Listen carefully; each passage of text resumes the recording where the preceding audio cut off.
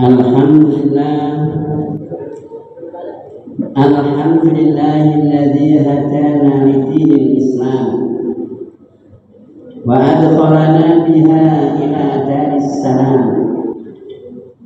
Allahumma salli wa sallim ala sayyidina Muhammad wa ala alihi wa sahbihi wa barik wa sallim tasliman katsiran. Amma ba'du fa ya ayyuhannas ittaqullaha fis sirri wal 'alan wa janibul fawahisha ma dhahara minha ma batana. Qala Allah ta'ala ya ayyuhalladzina amanu taqullaha haqqa tuqatih wa la tamutunna illa wa antum muslimun. Hadirin jamaah Jumat rahimakumullah. Pertama-tama kita bersyukur kepada Allah Subhanahu wa taala. Allah lah yang selalu melimpahkan kasih sayangnya pada kita. Kasih sayangnya Allah yang paling besar yang kita rasakan adalah tetap kuatnya iman dan Islam kita pada kehidupan kita. Mudah-mudahan kita terus diperkuat iman dan Islam kita sehingga kita bisa kembali menghadap Allah dalam keadaan husnul khatimah.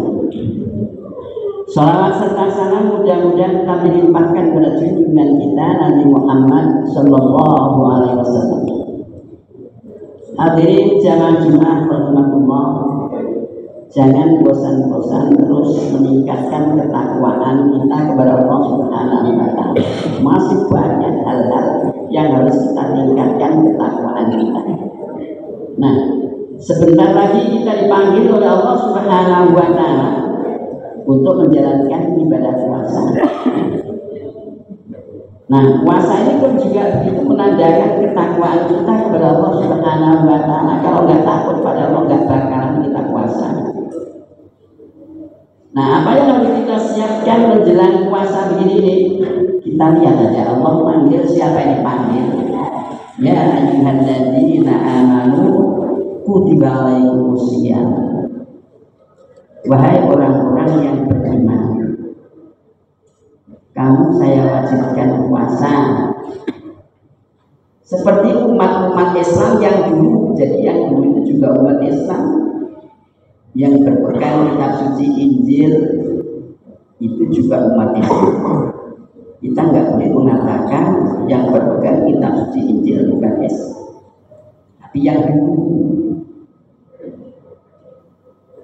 Yang berpegang kitab suci Taurat itu dulu juga orang Islam, dan mereka juga saya ajarkan puasa seperti kita yang berpegang kitab suci Al-Quran. Sama, kata sama-sama Islamnya.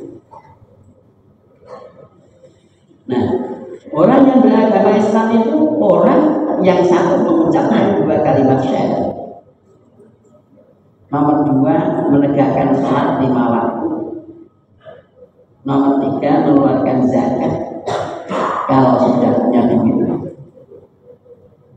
Nomor 4, puasa Ramadan.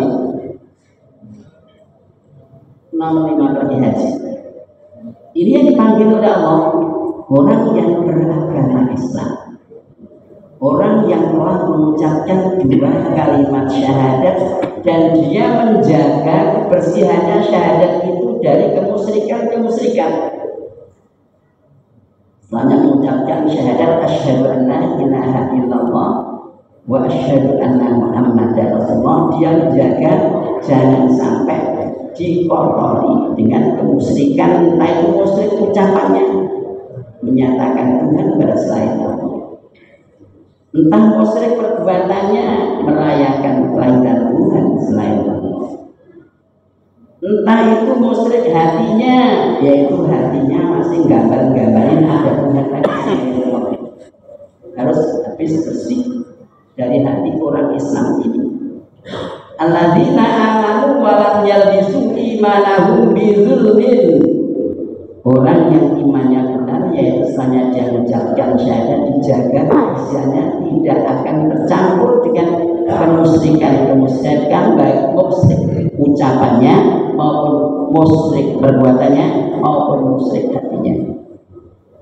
Ini yang dipanggil oleh Allah Subhanahu wa taala. Makanya yang harus kita persiapkan ini nomor 1, bersihnya syahadat kita. Terus nomor 2 yang kita persiapkan apa lagi? Jaga kesehatan akal pikiran kita. Karena kalau akalnya sudah nggak sehat, pikun misalnya, ini nggak ada kewajiban puasa. Nomor 2, akal pikiran kita jaga biar tetap panggilan Allah itu terjadi pada diri kita, dipanggil wahai orang Islam yang akalnya sehat. Sebentar lagi kamu saya wajibkan puasa. Luar biasa kalau dapat panggilan Allah untuk menjalankan tugasnya Allah. Allah memberikan balasan gak tanggung-tanggung. Sampai kata Nabi Muhammad as-shawmu junnatun, mengatakan Rasulullah SAW, puasa itu tameng atau perisai dari api neraka. Andai kata ada dosa yang tidak diampuni tapi puasanya kuat, perisainya kuat, dia masuk neraka tapi nggak merasa panas, apinya nggak menjilat, bulunya satu aja pun juga nggak ada terbakar. Itu Rasul memberikan penjelasan. Oleh karena itu sambutlah puasanya dengan sungguh-sungguh, dengan akal yang sehat, dengan Islam yang bersih. Setelahnya itu apa? Kekuatan.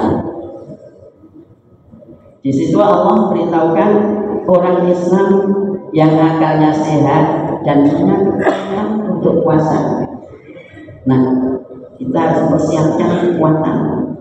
Jangan sampai kita dalam keadaan sakit. Karena kalau sakit nggak kuat puasa, Allah nggak mau maksa. Nggak kuat puasa ya, jangan puasa. Nanti aja kalau sudah lebaran, habis lebaran dibayar. Gitu caranya. Jadi Allah tidak maksakan.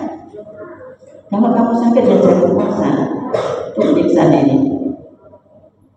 Nah, terus kemudian bagaimana caranya? Nanti dibayar kalau sudah lebaran. Habis lebaran 1 hari, besoknya sudah boleh membayar puasa. Gitu caranya. Kalau misalnya nggak kuat-kuatnya itu nggak bisa diharapkan balik bisa bayar puasa, gimana? Misalnya ini orang sudah tua banget, udah nggak kuat, nggak mungkin bisa diharapkan datang kekuatan pada orang ini. Terus bagaimana itu puasanya? Kata Allah, jangan dipaksakan dia puasa, biar dia nggak puasa.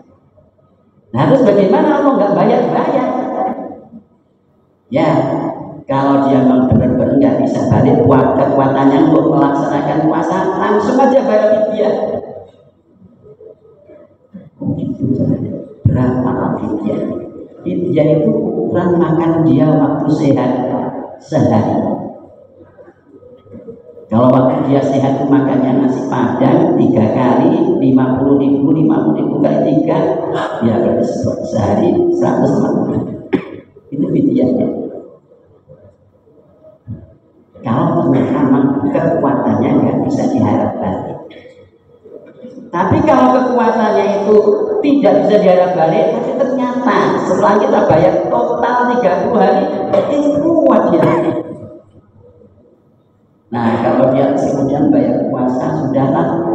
Sekarang fidyahnya ya saya jadikan sedekah sunnah, bagus. Jadi tidak perlu orang yang nggak kuat nggak boleh melaksanakan puasa.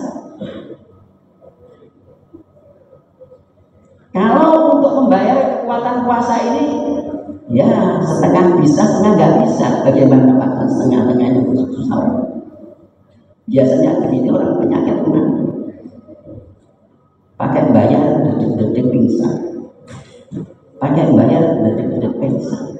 Jatuh temponya sampai kedatangan puasa yang akan datang. Sampai datang puasa yang akan datang, masih punya hutang berapa Pak?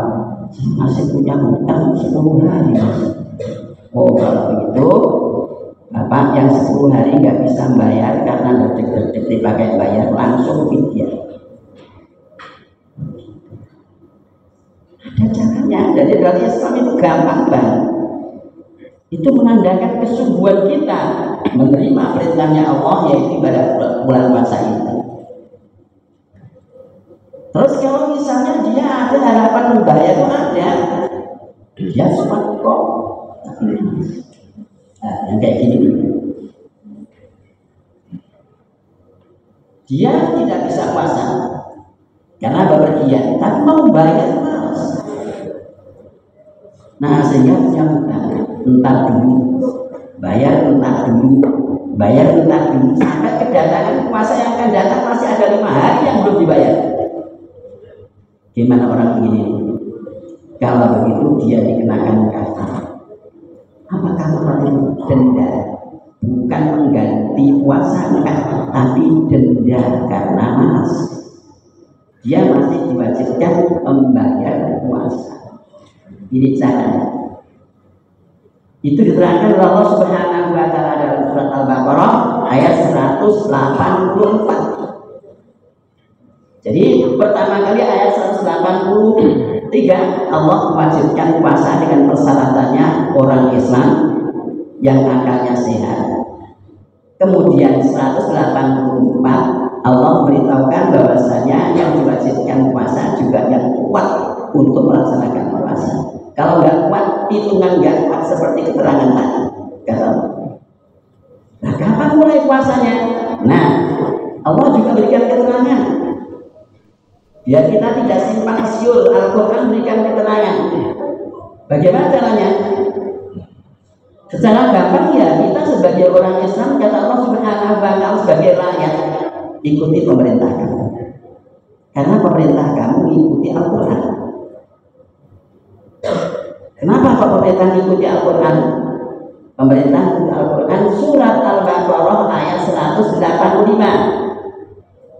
Kalau isinya bulan Sya'ban ini hanya 29 dengan catatan kamu melihat hilal di sore hari itu, nanti pada tanggal 28 Februari sore hari kita melihat hilal, itu kerjanya pemerintah. Kalau hilalnya terlihat, hilal itu bulan yang pertama kali terbit,